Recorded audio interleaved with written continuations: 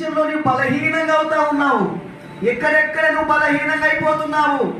నువ్వు ఆలోచించే విషయంలో బలహీనంగా అయిపోతున్నావా? నువ్వు ఆత్మీయ జీవితంలో ఎదిగే విషయంలో బలహీనంగా అయిపోతున్నావా? నీ శరీర విషయంలో నువ్వు బలహీనంగా అయిపోతున్నావా? ఆర్థిక పరంగా నువ్వు బలహీనంగా అయిపోతున్నావా?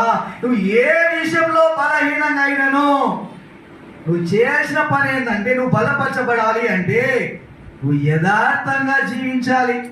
ఎవరి దృష్టికి? దేవుని దృష్టికి. నువ్వు యథార్థంగా జీవిస్తే నువ్వు బలపరచబడతావు. అంత మాత్రమే కాదు, వర్ధిల్లుతూనే ఉంటావు.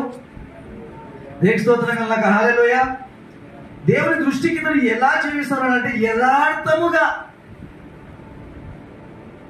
అంటే తన తండ్రికి జరిగినటువంటి ఆ విషయం చూసి దేవునికి భయపడి ఉంటాడు. అందుకనే దేవునికి వ్యతిరేకంగా జీవించవద్దు అని తీర్మానంలో తీసుకొని ప్రజలకు ఏదైతే